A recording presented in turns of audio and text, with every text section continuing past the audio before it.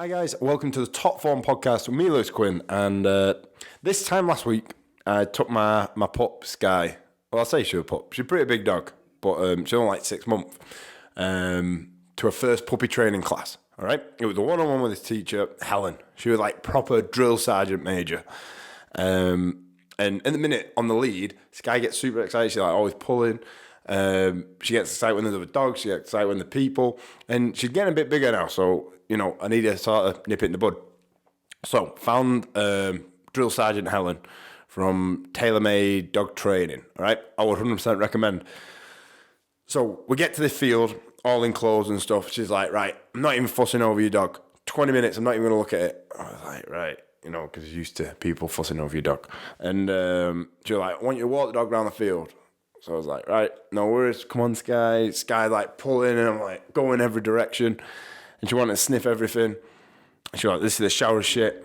I was like, okay. She was like, right, let the dog off the lead. Let the dog off the lead. Just shut off, like sniffing everything. Not even looking at me. She's like, right, call your dog back. I'm like, Sky, come here. Anyway, needless to say, the dog did not respond. It did not come back. I had to go chasing this dog in the field while this woman laughed at me. And she was like, this is pathetic. I was like, I know. She was like, your dog doesn't respect you. I was like, I know. Anyway, she got the dog on the lead. And within 5 minutes, dog was just doing whatever Helen said. And she smashed it and made me look like a fool.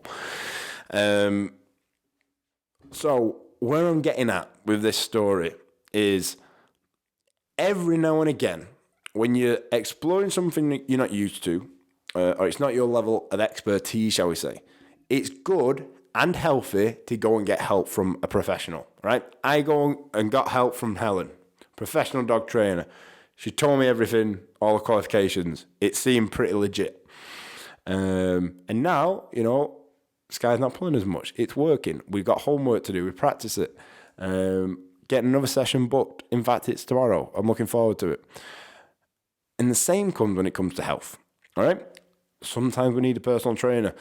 And not as much now, but certainly when I started in the industry like 10 years ago, guys were a lot less open to getting a personal trainer because it always seemed like a bit of a give up. Like, I'll look weaker if I get a personal trainer. Not at all. Like, personal trainers aren't there to make you look a dick or to make you look stupid or feel stupid. Like, we're not made to do that. Helen completely stripped me down, not in a physical sense.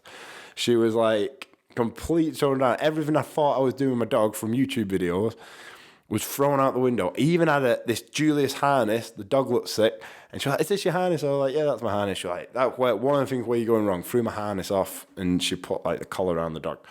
So that was me trying to do like some independent sort of learning, looking at YouTube videos. It's not the best sort of reliable source.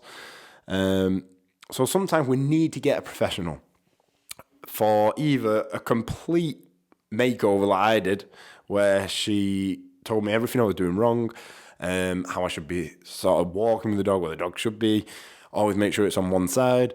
And it's same with personal training. Like, either you need a personal trainer because you're a complete beginner, you have never been in a gym before, in which case I would 100% recommend getting a professional because you don't hurt yourself and you don't look like a knob, like sort of doing the wrong thing in a gym. And plus, it'll just probably make you put off the idea of going to a gym. And when you're a beginner, it's the hardest part.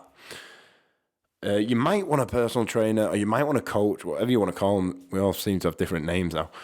Just for a little bit of a check-in, like, if you carry on sort of going at the pace you're going, eventually you plateau. Your body gets used to things, you get stronger. And if you don't increase your weights or you don't push yourself a little bit more, you're never going to advance. So every now and again, it's good to get a professional in, just to see where you're at. Maybe it's a little tweak in your form. Maybe it's just pushing yourself a little bit more on the weight. So you can get a personal trainer for that. So some quick things to look at when you're looking at getting a professional in is look at the qualifications, like what awards have they done, what courses have they done, make sure they do a course. Like when I did my PT course, it was like 12 weeks all in all. You have to do your level 2, and then you have to do your level 3.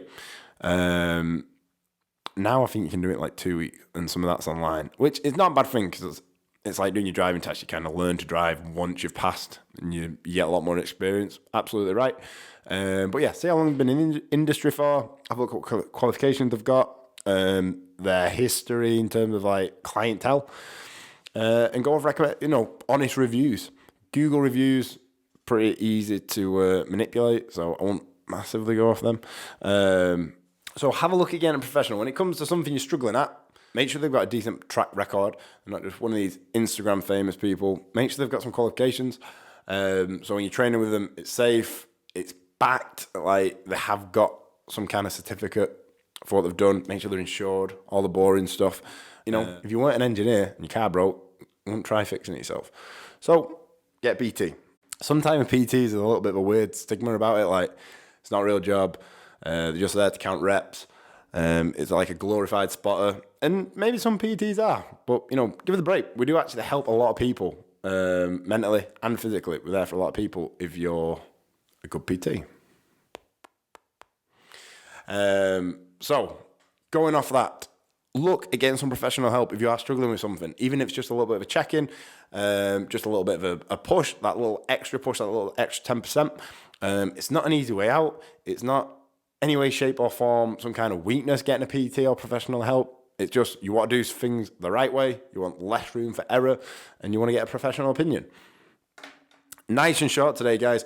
Have a good one, and have a top weekend.